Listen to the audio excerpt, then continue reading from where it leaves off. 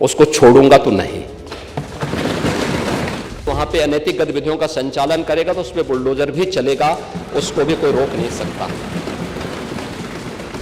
जमीनों पर कब्जा नहीं करने दूंगा, कब्जा करने वालों को छोड़ूंगा नहीं। ये बातें कही हैं उत्तर प्रदेश के सीएम योगी आदित्यनाथ ने। विधानसभा सदन में गरजते हुए उन्होंने ये सब कुछ कह दिया है।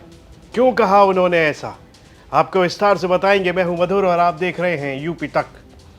उत्तर प्रदेश विधानसभा में शीतकालीन सत्र जारी है और इस दौरान नेता प्रतिपक्ष हो या फिर नेता सदन, सभी अपना अपना भाषण दे रहे हैं। कुछ दिनों तक वंदे मातरम पर बहस चली, उसके बाद चर्चा हो रही थी बजट के ऊपर, और इस दौरान माता प्रसाद पांडे जो लीडर ऑफ अपोजिशन हैं यूपी विधानसभा में, उन्होंने कई सारी बातें कहीं और उन्होंने इस दौरान कहा कि जिस तरह से उत्तर प्रदेश में ज़मीनों के कब्जे के मामले हैं उस पर ध्यान दिया जाए सरकार की ओर से।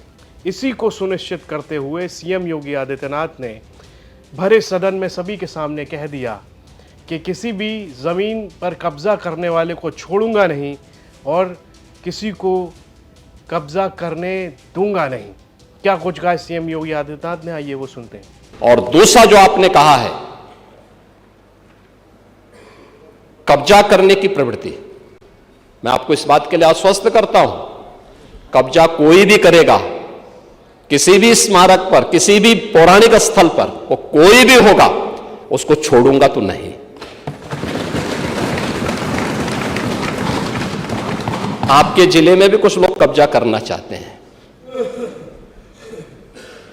तो लोग बहुत चिल्लाते हैं, या किसी सरकारी लैंड पर कोई माफिया कब्जा करके जबरदस्ती उसको मॉल बना करके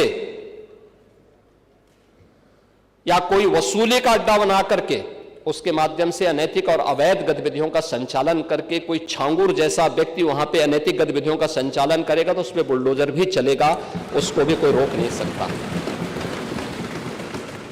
और इसलिए सुरक्षा का ये वातावरण हर व्यक्ति के लिए आवश्यक है, और उस सुरक्षा का वातावरण ने परसेप्शन बदला है यूपी का। पूरे यूपी की सुरक्षा के इस वातावरण पर आज हर व्यक्ति कह सकता है कि आज यूपी में इन्वेस्टमेंट आ रहा है।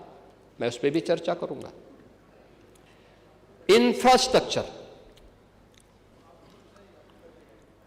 इंफ्रास्ट्रक्चर कैसे होना चाहिए, 2017 के पहले क्या स्थिति थी और 2017 के बाद क्या है।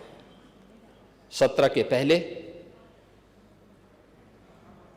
गड्ढा युक्त सड़कें थी, मेट्रो के नाम पर मजाक बनाया हुआ था,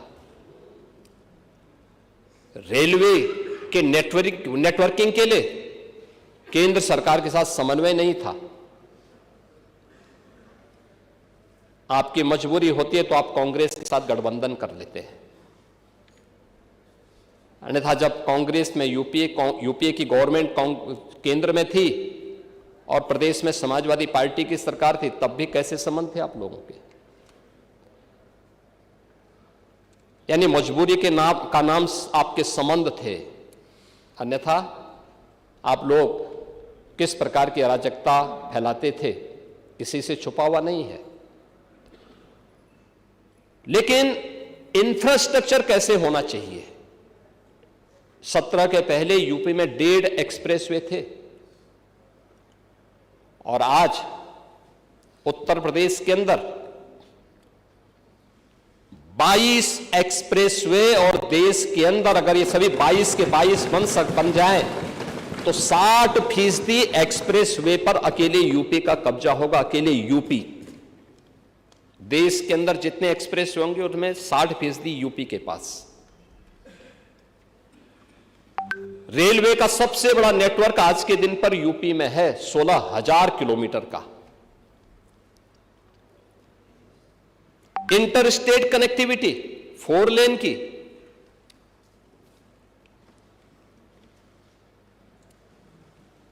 मेट्रो सिटी यूपी, देश के अंदर सबसे अधिक मेट्रो यूपी के अंदर, देश के अंदर सबसे अधिक एयरपोर्ट। 2017 के पहले यूपी के अंदर एयरपोर्ट की संख्या बहुत कम थी, उनमें से 2 संचालित थे, 2 आंशिक रूप से संचालित थे। आज 16 एयरपोर्ट संचालित हैं।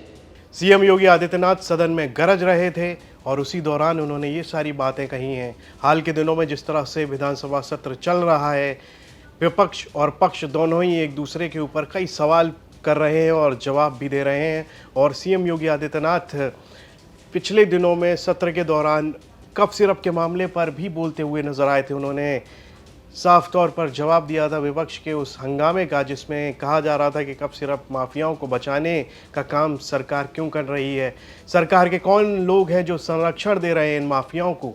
उसी के जवाब में सीएम योगी आदित्यनाथ उतरे और उन्होंने खुलासा किया। कई लोगों के नाम लिए उन्होंने इस दौरान, और उन्होंने यहाँ तक कह दिया कि ये अमित यादव नाम का जो शख्स है वो शुभम जायसवाल से जुड़ा हुआ है। शुभम जायसवाल की पत्नी के खाते में पैसे का जो लेन देन है, ट्रांसफ़र है, इलीगल ट्रांसफ़र हो रहा है और शुभम जायसवाल की पत्नी के खाते में इन लोगों ने पैसे डाले हैं, निकाले हैं। इस तरह की बातें खुलासा किया था सीएम योगी आदित्यनाथ ने। साथ ही उन्होंने तस्वीरें भी दिखाई थी जिसमें कुछ लोग अखिलेश यादव के साथ में हैं, वो तस्वीरें उन्होंने सदन में दिखाई। उसके बाद चर्चाएं लगातार जारी हैं और कई सवालों के जवाब यहाँ पर दिए जा रहे हैं, खुलासे हो रहे हैं। और आज सदन में उन्होंने ज़मीन कब्जाने वालों को सीधे तौर पर चेतावनी दे दी है, माफियाओं, ज़मीन माफियाओं को सीधे तौर पर चेतावनी दे दी है। साफ शब्दों में कह दिया है कि किसी भी ज़मीन कब्जा करने वाले को बख्शा नहीं जाएगा, छोड़ा नहीं जाएगा। और सीएम योगी आदित्यनाथ ने सख्त लहजे में कह दिया है कि वो किसी को ज़मीन कब्जा करने नहीं देंगे। इस पर आपकी क्या राय है, कमेंट बॉक्स में लिखकर हमें ज़रूर बताएं। और यूपी से जुड़ी तमाम खबरें देखने के लिए आप देखते रहिए यूपी तक। 1 नंबर की गाड़ियां, 9777 की गाड़ियां, आप जितने इन तीनों लोगों का नाम लिए, सबके बड़े क्लोज एसोसिएशन दिखाई दिए। अभिषेक जी, हम भारतीय समाज में रहते हैं और बड़े को अपना बड़ा भाई ही कहते हैं, हम लोग भाई साहब कहेंगे, छोटे को छोटा भाई कहेंगे। जो छोटा है छोटा भाई अपना है। मंचों से बड़े बड़े नेता जो मंच पे रहते हैं संबोधित कर देते हैं, अरे मेरे छोटे भाई कल। तो ये कोई हमारी संस्कृति है ये, किसी को नहीं तो क्या वो करते हम संबोधित करके। आप बताएं, आप भी इसी समाज से, आप कहीं बाहर से आ गए, यूएस से आ गए हैं आप यहाँ। जो हमारा समाज है, जो हमारी संस्कृति, जो हमारी परंपरा है, वो चलेंगी। वो किसी घटना उससे नहीं बदल जाने वाली है या बदल जाएंगी। और सोशल मीडिया, इसकी क्या इंपॉर्टेंस है बता दीजिए। पैसे पे लोग तमाम सोशल मीडिया हैंडलर हैं जो कि लिखते हैं, पैसा लेके लोगों को अनाप शनाप लिखते हैं, अपशब्दों का प्रयोग करते हैं। इस पे तो रेगुलेशन लाना चाहिए भारत सरकार को कि सोशल मीडिया पे कोई किसी को अपशब्द ना कह सके। अगर कार्रवाई एफआईआर पे जेल भेजना चाहिए। आप देखिए, मैं देखता हूँ कितनी भद्दी भद्दी लोग गालियां देते हैं सोशल मीडिया पे। अलाउ है, ये सभ्य समाज की पहचान है, यही सोशल मीडिया है। कुछ भी लिखते रहो। अभिव्यक्ति की स्वतंत्रता का मतलब ये नहीं कि आप कुछ भी किसी का मान मर्दन कर दोगे।